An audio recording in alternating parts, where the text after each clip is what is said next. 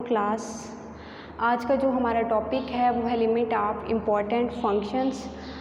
तो इस टॉपिक में जो है वो हम एक थ्योरम को डिस्कस करेंगे and this theorem is very important for our final exams, क्योंकि ये मोस्टली जो है पेपर्स में आ चुका है, इसलिए आप सब ने इसका प्रूफ जो है वो अच्छी तरह से देखना है। इसमें ये थ्योरम हमें क्या कहता है कि limit x approaches to a x की पावर n माइनस a की power n divided by x minus a जो है हमारे पास ये कोई फंक्शन दिया गया है, हमने इसको सॉल्व करना है। जब लिमिट अप्लाई करेंगे तो आंसर क्या आना चाहिए, n a की power n minus 1 where n is an integer and a greater than 0। हमारे पास दो कंडीशंस इस थ्योरम में दी गई हैं कि n एक इंटीजर है और a की वैल्यू जो है वो ग्रेटर देन 0 होनी चाहिए। तो इंटीजर्स क्या होते हैं डियर स्टूडेंट, इंटीजर्स जो होते हैं उसको हम z से रिप्रेजेंट करते हैं और इसकी वैल्यूज़ क्या होती हैं, mean z is equal to 0 plus minus 1 plus minus 2 plus minus 3 up to so on. Means integers में जो होते हैं वो नेगेटिव भी इंक्लूड होते हैं और पॉजिटिव वैल्यूज़ भी इंक्लूड होती हैं। जैसे कि नेगेटिव का वन भी इंटीजर्स में इंक्लूड होगा, पॉजिटिव का वन भी इंक्लूड होगा, इसी तरह पॉजिटिव का 2 भी, फिर नेगेटिव का 2 भी, आगे plus up to so on. अब इसके प्रूफ में हमारे पास दो केसेस हैं। एक में हम क्या करेंगे, सपोज करेंगे कि जब n जो है वो पॉजिटिव इंटीजर होगा, फिर केस 2 में हम क्या सपोज करेंगे जब n नेगेटिव इंटीजर होगा। तो दोनों केसेस में एक में हमने पॉजिटिव एक में नेगेटिव को लेके हमने इसका प्रूफ जो है वो सॉल्व करना है। इसमें देखिए सबसे फर्स्ट केस में हमारे पास आ रहा है कि suppose n is positive integer. जब n हम सपोज कर लेते हैं कि वो पॉजिटिव इंटीजर है, अब पॉजिटिव इंटीजर में कौन सी वैल्यूज़ इंक्लूड होंगी, जैसे कि 1 हो गया, फिर 2 हो गया, 3 हो गया, अप टू सो ऑन। तो ये हमारे पास क्या है, पॉजिटिव इंटीजर है। So firstly make factors as follows. तो सबसे पहले हमने क्या बनाना है, फैक्टर्स बनाने हैं, क्योंकि हमने देखें इस साइड को लेके चलना है और हमने ये वाली साइड प्रूव करनी है n a की पावर n माइनस 1। तो हम सबसे पहले किस वैल्यू को ले लेते हैं, x की पावर n माइनस a की पावर n, जस्ट इस वैल्यू को कंसीडर करते हैं और इस वैल्यू के हम क्या करते हैं, फैक्टर्स बनाते हैं। अब देखें x की पावर n माइनस a की पावर n, इसके फैक्टर्स क्या आएंगे, x माइनस a, फिर x की power n minus 1 plus a x की power n minus 2 plus a square x की power n minus 3 plus up to so on a की power n minus 1। Means हमने क्या करना है, जस्ट जो इसकी पावर n है सबसे पहले हम एक पावर जो यहाँ पे वैल्यू होती है x माइनस a वो कॉमन ले लेते हैं, फिर x की पावर n माइनस 1, फिर इसी तरह x की वैल्यू जो होती है वो कम होती जाती है, मीन्स x की पावर n माइनस 1, फिर x की पावर n माइनस 2, x की पावर n माइनस 3, नेक्स्ट क्या होगी x की पावर n माइनस 4, इसी तरह।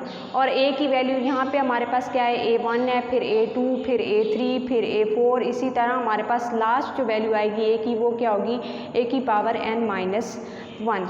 तो अब हमने क्या किया, इसके फैक्टर्स बनाने के बाद हम क्या करते हैं, हमने इस साइड को लेके चलना था, तो हम limit x approaches to a as it is x की पावर n माइनस a की power n divided by x minus a। Means हमने अभी जो फैक्टर्स बनाए हैं ये सारी वैल्यू हम इसमें पुट कर लेते हैं। x की पावर n माइनस a की पावर n किसके इक्वल है, इस पूरी वैल्यू के इक्वल, तो हम यहाँ पे इसकी जगह पे यही वाली वैल्यू लिख लेंगे एंड नीचे हमारे पास x minus a as it is. अब देखें क्लास, यहाँ पे x माइनस a एंड हमारे पास डिनोमिनेटर में x माइनस a, ये दोनों वैल्यूज़ हो जाएंगी कैंसिल। जस्ट क्या बचेगा, x की power n minus 1, a x की power n minus 2 plus a square x की power n minus 3 plus up to so on a की पावर n माइनस 1।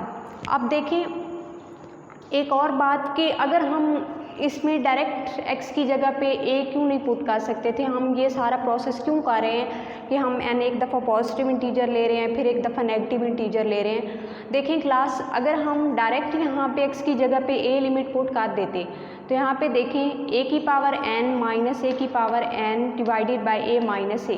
अब देखें a माइनस a ये क्या बन रहा है, 0, ऊपर क्या है a की पावर n माइनस a की power n, means plus minus again cancel, तो ये हमारे पास क्या बन रही है, 0 बाय 0 फॉर्म। इसलिए हम क्या करते हैं, इस तरह क्वेश्चन को सॉल्व किया जाता है कि हमारे पास जो नोमिनेटर या डिनोमिनेटर में हमारे पास एक तो 0 बाय 0 फॉर्म नहीं बननी चाहिए, एक जो डिनोमिनेटर में वैल्यू होती है वो 0 के इक्वल नहीं आनी चाहिए। आप देखें यहाँ पे इसलिए इसलिए हमने क्या किया, पहले इसके फैक्टर्स बनाए, फिर फैक्टर्स वाली वैल्यूज़ को पुट किया, तो हमारे पास ये अब डिनोमिनेटर और नोमिनेटर में वैल्यू थी, जब ये दोनों कैंसिल हो गए तो जस्ट एक ही वैल्यू बचेगी। अब देखिए इसकी डिनोमिनेटर में हमारे पास कोई वैल्यू नहीं आ रही, मीन्स ना तो ये 0/0 फॉर्म बन रही है, ना हमारे पास फंक्शन अनडिफाइन हो रहा है। तो अब हम क्या करते हैं, इस फंक्शन में x की जगह पे क्या लिमिट पुट करनी है, a, तो हम यहाँ पे पुट कर देंगे x की जगह पे a। इस पूरी वैल्यूज़ में हम क्या करेंगे, जहाँ जहाँ पे x है वहाँ पे किस चीज़ को रिप्लेस करेंगे, a को। तो हमारे पास कुछ इस तरह की वैल्यूज़ बनेगी, a की पावर n माइनस 1, a की पावर n माइनस 1, फिर plus up to so on a की पावर n माइनस 1। अब देखें क्लास, यहाँ पे हमारे पास क्या आ रहा है, a² a की पावर n माइनस 3।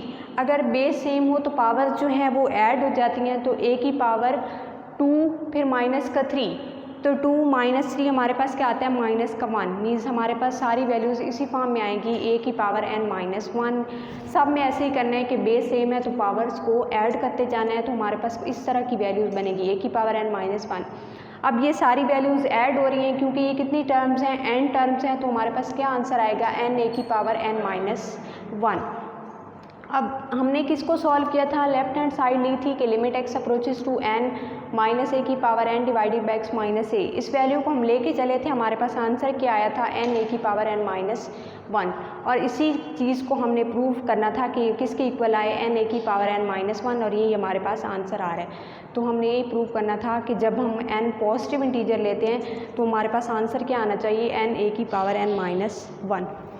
अब हमारा सेकंड केस है कि जब n जो है वो नेगेटिव इंटीजर होगा, तो फिर जो है इसको प्रूव करना है कि वो किसके इक्वल आए। अगर नेगेटिव इंटीजर है तो हमारे पास कुछ वैल्यू भी किस फॉर्म में आएगी, नेगेटिव की फॉर्म में आएगी। अब इसको देखें, suppose that n is negative integer then n is equal to, हमारे पास क्या होगा, अगर हम नेगेटिव इंटीजर सपोज कर रहे हैं तो n की वैल्यू क्या होगी, माइनस का m। सबसे पहले हम इसमें भी वही करते हैं कि हम इस वैल्यू को ले लेते हैं, x की पावर n माइनस a की power n divided by x minus a। अब हमने n को किसके इक्वल सपोज किया, माइनस का m, क्योंकि हम नेगेटिव इंटीजर ले रहे हैं। अब नेगेटिव इंटीजर में कौन कौन सी वैल्यूज़ आ सकती हैं, फॉर एग्जांपल माइनस का 1, माइनस का 2, माइनस का 3, अप टू सो ऑन। अब देखें क्लास n की जगह पे हमारे पास क्या आएगा, माइनस का m, एंड यहाँ पे भी क्या आएगा, a की power minus m divided by x minus a। अब देखिए हम इसको लिख सकते हैं, x की पावर माइनस m है तो 1/x की पावर m, एंड a की पावर माइनस m है तो इसको किस फॉर्म में लिख दिया, 1/a की पावर m, एंड डिनोमिनेटर वाली value x minus a as it is.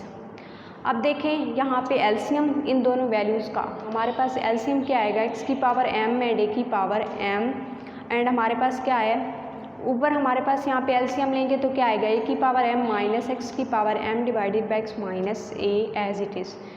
अब देखें हमें x माइनस m जो है ये हमारे पास नेगेटिव आ रहा है, अगर हमें ये पॉजिटिव चाहिए तो हम यहाँ पे क्या करते हैं, एक माइनस जो है वो कॉमन ले लेंगे। अगर हम नेगेटिव की कॉमन लेते हैं तो यहाँ पे क्या हो जाएगा, नेगेटिव बाहर आ गया, x की पावर m पॉजिटिव हो जाएगा, a की पावर m क्या हो जाएगा, नेगेटिव। एंड ये वाली पूरी वैल्यू जो है हम इसको ब्रैकेट से बाहर लिख लेते हैं, क्योंकि ये हमारे पास क्या हो रही है, डिवाइड हो रही है, and x minus a as it is. हमारे पास एक साथ कंडीशन है कि x which is not equal to 0। अब ये x 0 के इक्वल क्यों नहीं होना चाहिए, क्योंकि अगर हमारे पास जो है a जो है वो 0 के इक्वल नहीं होना चाहिए, क्योंकि देखिए अगर हमारे पास a 0 के इक्वल हो जाता है तो फिर हमारे पास क्या हो जाता है, फंक्शन जो होगा वो अनडिफाइन। अब देखें limit x approaches to a, x की पावर n माइनस a की power n divided by x minus a। अब हमने इसी फंक्शन को लेके चलना है। अब ये वैल्यू हमने किसके इक्वल प्रूव की है, सारी की सारी ये किसके इक्वल है, ये हम अभी प्रूव कर चुके हैं कि ये सारी वैल्यू यहाँ पे इसके इक्वल है, -1/x की पावर m, a की पावर m, x की पावर m माइनस a की power m divided by x minus a। तो इस पूरे फंक्शन की जगह पे हम ये वाली वैल्यू पुट कर लेंगे। नेक्स्ट देखिए क्लास, ये दोनों मल्टीप्लाई हो रही हैं। हम मल्टीप्लिकेशन का थ्योरम ऑलरेडी पढ़ चुके हैं अपने प्रीवियस लेक्चर में कि जब लिमिट मल्टीप्लाई हो रहे थे दो फंक्शंस तो दोनों पे लिमिट अलग अलग इससे अप्लाई होती है। तो हमने इस फंक्शन पे अलग लिमिट अप्लाई की है एंड सेकंड पे अलग से लिमिट अप्लाई हो। अब देखें यहाँ पे हमारे पास क्या है, -1/x की पावर m एंड a की पावर m, मीन्स x की जगह पे हम क्या पुट कर लेंगे, a की पावर m। x की लिमिट क्या है, a है। नेक्स्ट देखें limit x approaches to a, x की पावर m माइनस a की power m divided by x minus a। अभी हम प्रीवियस जो केस 1 हमने डिस्कस किया था उसमें भी कुछ इसी तरह का केस था जस्ट m की जगह पे उस केस में क्या था, हमारे पास n आ रहा था, तो वैल्यू क्या आई थी n a की पावर n माइनस 1। अब देखिए यहाँ पे हमारे पास क्या आ रहा है m, बाकी सारी वैल्यू एज इट इज़ ही है जैसे कि केस नंबर 1 में है। तो यहाँ पे हम केस नंबर 1 को यूज़ करते हुए, क्योंकि वहाँ पे n आ रहा था तो हम क्या लिखते थे n a की पावर n माइनस 1। यहाँ पे m आ रहा है तो हमारे पास आंसर क्या आएगा m a की power m minus 1 by using case number 1। अब देखें इसकी जगह पे ये हमने x की जगह पे a पुट कर दिया, बेस सेम तो पावर ऐड a की पावर m एंड a की पावर m दोनों ऐड होंगी तो a की पावर 2m और ये वाली वैल्यू एज इट इज़। अब देखिए क्लास ये a की पावर 2m ऊपर वैल्यू जाएगी तो हमारे पास क्या हो जाएगा माइनस का 2m। अब अगेन ये बेस सेम, यहाँ पे भी a है तो पावर जो है वो ऐड हो जाएंगी m माइनस 1 एंड माइनस का 2m। अब माइनस का 2m में से एक m गया तो माइनस का m बचेगा और माइनस 1 एज इट इज़, और ये माइनस का m एड की power minus m minus 1। Means जब हम केस नंबर 2 में नेगेटिव इंटीजर लेते हैं तो हमारे पास आंसर भी किस फॉर्म में आ रहा है, नेगेटिव की फॉर्म में आ रहा है। तो हमने यही प्रूव करना था कि अगर है n हमारे पास पॉजिटिव इंटीजर है तो भी हमने क्या प्रूव करना था कि वो n a की पावर n माइनस 1 की इक्वल। अगर नेगेटिव इंटीजर होगा तो हम इस तरह प्रूव करेंगे, hence limit x approaches to n minus a की power n divided by x minus a which is equal to n a की पावर n माइनस 1। थैंक्स।